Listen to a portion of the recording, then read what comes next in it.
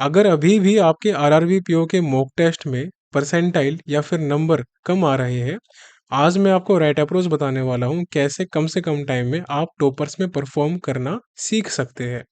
आराम से ये एग्ज़ाम क्वालिफाई कर सकते हैं, इसमें कुछ भी रॉकेट साइंस नहीं है। कुछ बेसिक फंडामेंटल्स है, लेकिन बहुत सारी गलतियां हैं जो आप लोग करते रहते हो और मैं टाइम टू टाइम उसको वीडियोस के थ्रू आपको समझाता रहता हूँ। अगर ये वीडियो आपने पूरी देख ली और समझ लिया और नोट डाउन कर लिया, मैं आपको गारंटी दे रहा हूँ अगले 4 से 6 हफ्तों में आप मैसिव इम्प्रूवमेंट देखने लगेंगे अपने मॉक टेस्ट के स्कोर में और परसेंटाइल में। इस वीडियो को बिल्कुल भी शेयर मत करना अपने दोस्तों में, क्योंकि अगर आपने शेयर कर दिया तो आपका सिलेक्शन खतरे में पड़ जाएगा, क्योंकि हो सकता है कि आप आलस में आके फॉलो ना करो और आपका दोस्त फॉलो करके सिलेक्शन लेके निकल जाए। अब डायरेक्टली पॉइंट पे आते हैं। अब अगर आपको ग्रामीण बैंक स्केल 1 ऑफिसर यानी कि आरआरबी पीओ के एग्जाम को क्रैक करना है, तो क्या क्या गलतियां आपको नहीं करनी और कौन सी सबसे इंपॉर्टेंट चीज है जो आपको ध्यान में रखनी है। सबसे पहले नोटबुक में लिखिए मॉक टेस्ट। आप में से मैक्सिमम स्टूडेंट्स ये बात समझ ही नहीं पाते कि मॉक टेस्ट कितना इम्पोर्टेंट है बैंकिंग एग्जाम के लिए। आप मॉक टेस्ट को बहुत ही कैजुअली अटेम्प्ट करते हैं। सबसे बड़ी मिस्टेक तो आपकी यहीं पे है। इसको कभी भी कैजुअली अटेम्प्ट नहीं करना, यानी कि हमेशा इसको सीरियस नोट पे अटेम्प्ट करना है। मॉक टेस्ट वो ब्रह्मास्त्र है जो आपकी स्पीड इंक्रीज करता है, आपका माइंडसेट इन्हेंस करता है कि कौन सा क्वेश्चन अटेम्प्ट करना है, कब कौन सा डिसीजन लेना है और आपकी एक्यूरेसी कितनी ज़्यादा अच्छी है। वो सब मॉक टेस्ट से होता है। लेकिन अब बच्चे गलती क्या करते हैं कि सपोज़ आपका सिलेबस फिनिश हो चुका है, कोई बच्चे जो कि बिगिनर है हम उनकी भी बात कर रहे हैं, या फिर जो बच्चे रिपीटर हैं हम उनकी भी बात करेंगे।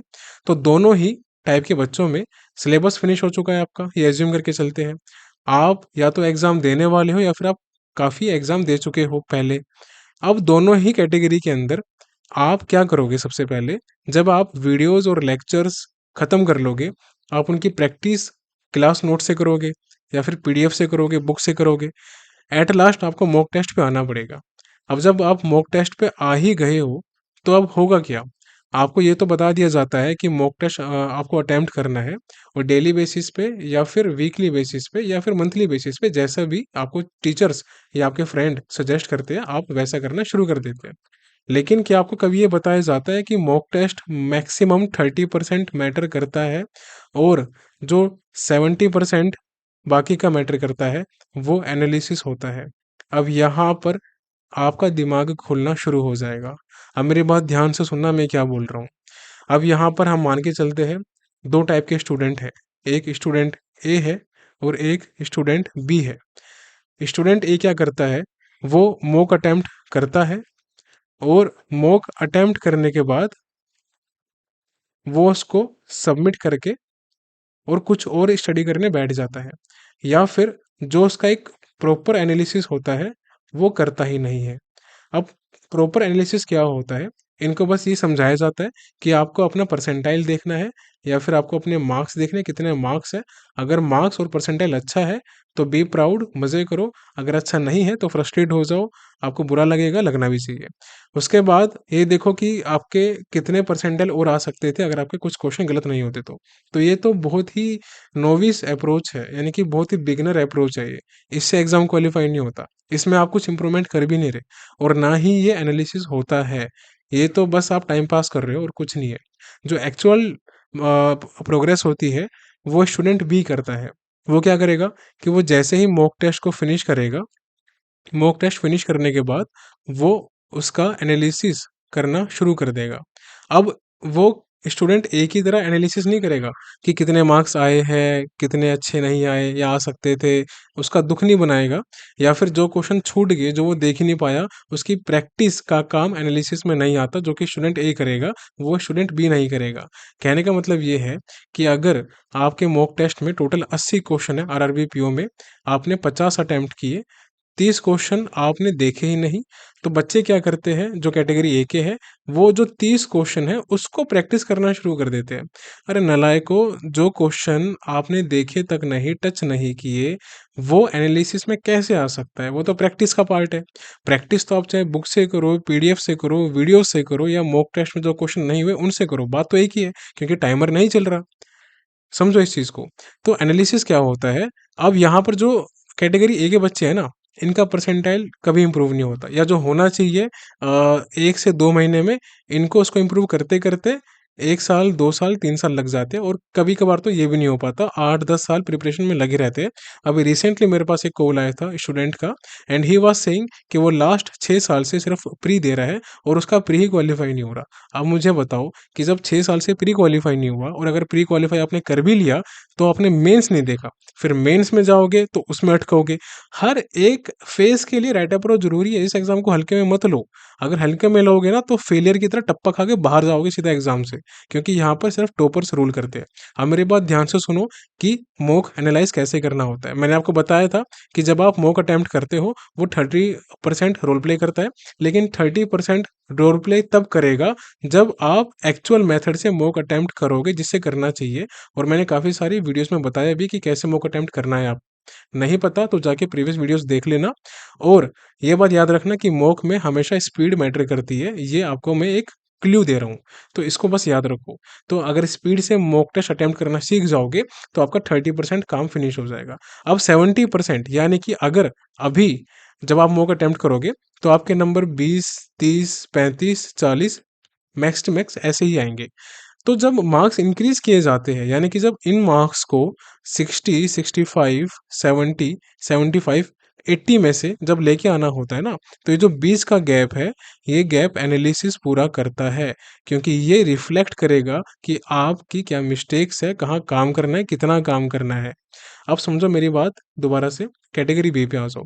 तो जब मॉक फिनिश करोगे आप, तो करना क्या है। अब देखो, आप दिन के चाहे 1 मॉक लगाओ, 2 मॉक लगाओ, 4 लगाओ, 6 लगाओ, वो अलग बात है। लेकिन मॉक फिनिश करने के बाद अब क्या करना है, हर बार वो चीज़ लिख लो, ध्यान से बता रहा हूँ मैं, भूलना मत। तो जैसे आपने मॉक सबमिट किया, उसमें 3 कैटेगरी में डिवाइड कर लो, कैटेगरी 1, कैटेगरी 2 और कैटेगरी 3। ये मैंने काफ़ी बार पहले भी बताया है, मैं दोबारा बता रहा हूँ, ताकि जिन बच्चों को ये चीज़ याद नहीं है या जिन्होंने वीडियो मिस कर दी वो दोबारा से इसको लिख ले। तो कैटेगरी 1 में अब मान लो टोटल 80 क्वेश्चन थे, 80 में से आपने 50 क्वेश्चन अटेम्प्ट किए। अब 50 में से क्या होगा कि जो क्वेश्चन आपके रॉन्ग हुए होंगे वो करीबन 10 या 12 या 15 होंगे। तो जितने भी रॉन्ग हो उनको आपको एनालाइज करना होता है कि रॉन्ग क्यों हुए। कैटेगरी बी में जो क्वेश्चन आप सही कर दिए, यानी कि आपने राइट कर दिए, लेकिन वहाँ पर टाइम आपका बहुत ज़्यादा लगा, उनको एनालाइज करना होता है कि टाइम ज़्यादा क्यों लगा। तीसरा, जो क्वेश्चन आप अटेम्प्ट करने वाले थे, यानी कि आपने यहाँ पर टाइम इन्वेस्ट कर दिया, लेकिन आपने इसको स्किप कर दिया क्योंकि आपसे नहीं हुआ, तो इसको एनालाइज करना होता है कि ये मेरे से क्यों नहीं हुआ। समझे। इन तीनों को लिख लेना, कभी भी मॉक करोगे तो इनको देखना। अब मान लो 80 क्वेश्चन थे, आपने 50 अटेम्प्ट किए, 50 में से आपके 10 गलत हो गए, तो आपके 40 में से ढाई रिड्यूस कर दो, 37.5 मार्क्स आए।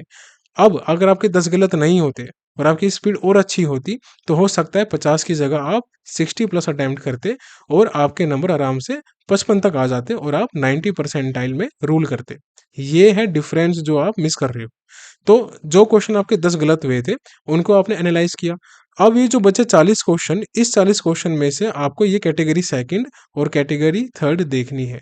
समझ आए मेरी बात को। एक और चीज है, जो 50 क्वेश्चन के अलावा 80 में से 30 क्वेश्चन बचे थे, यहाँ भी कुछ क्वेश्चन ऐसे होते हैं जो आप ट्राई करते हो बट आपसे बन नहीं पाते, उनको जाके भी आप एनालाइज कर सकते हो। तो ये तो मॉक टेस्ट का हो गया। इसको अगर डेली कर लोगे हर एक मॉक टेस्ट के अंदर, मैं आपको प्रॉमिस कर रहा हूँ 4 से 6 हफ्ते में आप टॉपर में आना शुरू कर दोगे। अब आ जाओ अगली बात पे। ये तो मॉक की बात होगी। अब काफी बच्चे क्या करते हैं ना कि कुछ मिसलेनियस टॉपिक्स होते हैं, उसको बड़ा लाइटली लेते हैं, और उसमें तो आपकी गलती होनी भी नहीं चाहिए। एग्जाम्पल के तौर पे समझो, यहाँ पर एक है रीजनिंग और दूसरा है क्वांट सेक्शन। अब क्वांट में अगर हम अर्थमेटिक को हटा भी दे साइड में, एक बार के लिए इसको भूल जाओ, तो अगर 40 क्वेश्चन 20 मिनट में आ रहे हैं क्वांट के, तो 40 में से लगभग 12 से 15 क्वेश्चन अर्थमेटिक के होंगे। लेकिन जो बाकी के 25 क्वेश्चन है, क्या आपके उसमें से 25 नंबर आ रहे हैं? चलो 25 भी छोड़ो, क्या आपके उसमें से 22, 23, 24 नंबर आ रहे हैं? आपके वो ही नहीं आ रहे, तो अर्थमेटिक के पीछे परेशान होना ही नहीं है। जब इतने आने शुरू हो जाए, फिर आपके पास जब टाइम बचेगा तो आप अर्थमेटिक के क्वेश्चन अटेम्प्ट कर पाओगे, वरना अर्थमेटिक में पीएचडी करने का कोई फायदा नहीं है।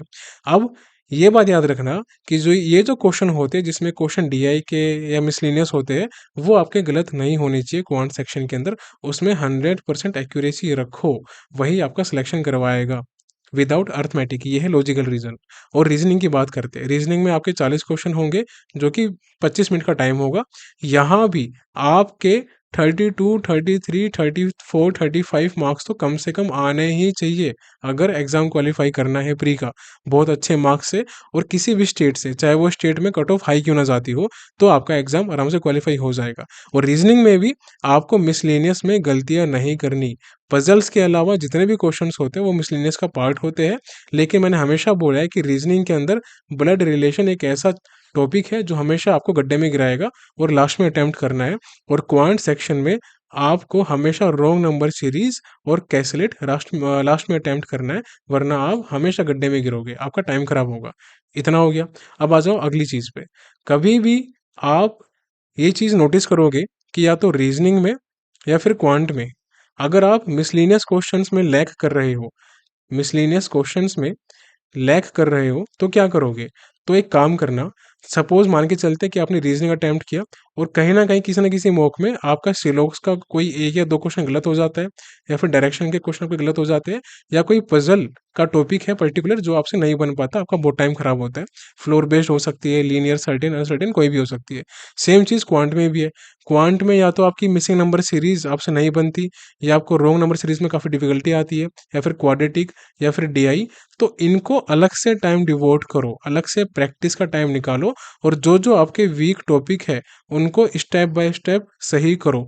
एक बार में सभी टॉपिक को लेके मत चलो। बच्चे क्या करते हैं कि 1 घंटा में स्लोक्स करूंगा क्योंकि उनका वो भी वीक रहता है, 1 घंटा मुझे क्वालिटी करना है, 1 घंटा या 2 घंटा मुझे डीआई करना है, और उसके अलावा 1 या 2 घंटा मुझे पजल्स करना है। अब मुझे एक बात बताओ, आप इतना सब कुछ लेके चल रहे हो, साथ में आपको मॉक भी लगाने हैं। जब तक आप मोक नहीं लगाओगे इनको आप ढंग से सीख नहीं पाओगे। और अगर आपने सीख भी लिया तो टॉपर्स में परफॉर्म आप कर नहीं पाओगे, क्योंकि यहाँ पर टाइमर चल रहा है और पूरा गेम टाइमर का है, आपको स्पीड से अटेम्प्ट करना है। तो एक एक टॉपिक को साथ में लेके चलो। जब आपका कुछ दिन सिलोक्स फिनिश हो जाए क्वालिटी के साथ, फिर उसके बाद डीआई और पजल को शुरू करो। तो जो टॉपिक छोटे हैं पहले उनको फिनिश कर लो, उनको स्ट्रॉन्ग कर लो मिसलिनियस में। फिर जो टॉपिक बड़े हैं, पजल्स, डीआई, कैसलेट, अर्थमेटिक वगैरह, उनको आराम से प्रैक्टिस करते रहो मौके के साथ साथ। और मैंने पहले ही बताया है कि अगर आपको किसी भी एग्जाम को क्वालिफाई करना है और मेंस की तैयारी करनी है, तो जब तक आपका प्री यानी कि पीओ प्री के मॉक में 70 परसेंटाइल प्लस ना आना शुरू हो जाए, तब तक मेंस की तैयारी शुरू मत करना, एक्सेप्ट करंट अफेयर्स। काफ़ी बच्चों की रिक्वायरमेंट थी और डिमांड थी कि सर आरआरबी पीओ मेंस के लिए भी वीडियो बनाइए। तो अब हमें एक काम करेंगे, हम अलग अलग चैप्टर की, कंप्यूटर की अलग, करंट अफेयर्स की अलग, रीजनिंग की और क्वांट की, हम इन चारों की अलग अलग सेपरेट वीडियोस बनाएंगे आप सभी के लिए। अगर आपको आरआरबी पीओ प्री के लिए भी अलग अलग वीडियो चाहिए, रीजनिंग और क्वांट के लिए, या फिर इंग्लिश के लिए फॉर पीओ क्लैरिकल, तो आप कमेंट में लिखिएगा, हम वीडियो बनाएंगे। उम्मीद करता हूँ आपको ये काफ़ी हेल्प करने वाली है। और एक बात और याद रखिएगा, कभी भी स्टडी में मोटिवेशन मत ढूंढिए, मोटिवेशन नाम की चीज़ एग्जिस्ट नहीं करती।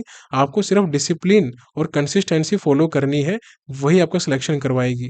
और दूसरी बात और है कि 12 घंटे 15 घंटे पढ़ने से एग्जाम क्वालिफाई नहीं होता, क्वालिटी स्टडी करने से एग्जाम क्वालिफाई होता है। अगर वो क्वालिटी स्टडी 6 से 8 घंटे की है तो ये भी सिलेक्शन ले जाएगा, और 12 घंटे वाला वहीं बैठा रह जाएगा। अब आप समझदार हो, आपको पता है कि क्वालिटी स्टडी क्या होती है, जो फोकस के साथ सीख के, एग्जीक्यूट करके, प्रैक्टिस करके अपनी स्किल्स को शार्प कर सके, वो होती है क्वालिटी स्टडी।